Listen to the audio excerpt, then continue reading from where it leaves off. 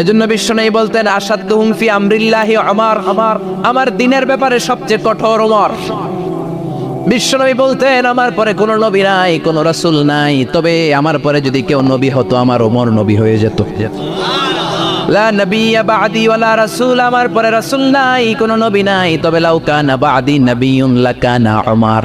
প্রভু তুমি বলেছ রাসূল দেবে না, বলনি দেবে না ওমর, বলনি দেবে না হামজা তারি, খালিদ বিজয়ী সমর। প্রভু তুমি বলেছ রাসূল দেবে না, বলনি দেবে না ওমর, বলনি দেবে না হামজা তারি, খালিদ বিজয়ী সমর। প্রভু তুমি বলেছ রাসূল দেবে না। আল্লাহু আকবার। মদিনায় যত মুনাফিক ছিল জমের মতো ভয় পাইতো সাইয়েদনা ওমরকে। শয়তানদের লিডার ইবলিসও ভয় পেত ওমরকে। বিশ্বনবী বলেন ওয়াল্লাযী নাফসি বিয়াদিহি, ওমর ওই সত্তার কসম যেই সত্তার হাতে আমার আত্মা, মা লাকিয়াকা শাইতানু সালিকান ফাজ্জান ইল্লা সালাকা ফাজ্জান গায়রা ফাজ্জিক।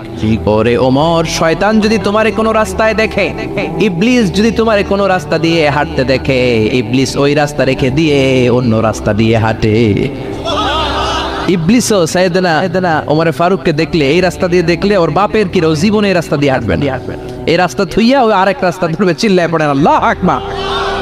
কাফেররা ভয় পেত, মুনাফিকরা ভয় পেত, শয়তান ভয় পেত, এমনকি বিশ্বনবীর বিবিরাও ভয় পেত। সুবহানাল্লাহ পড়েন। বিশ্বনবীর বিবিরা বিশ্বনবীরে ধরলেন আমার এইটা কিনা দেন, ওইটা দেন। বিশ্বনবীর কয় টাকা নাই, ক্ষমতা নাই, সামর্থ্য নাই, বেশি কথা কইলে তালাক নিয়ে যাও, তোমাদের চেয়েও সুন্দরী অনেক সতী সাধবী নারী আল্লাহ ব্যবস্থা করে দিবে। বিবিরা মাঝে মাঝে খুনসুটি করতো, নবীরে ধরতো, এইটা নাই ওইটা নেই, এটা দেন। একবার সব বিবিরা টাইট করে ধরছে, ও নবী আয়েশার ঘরে যেদিন থাকেন সাহাবারা বেশি হাদিয়া পাঠায় কেন?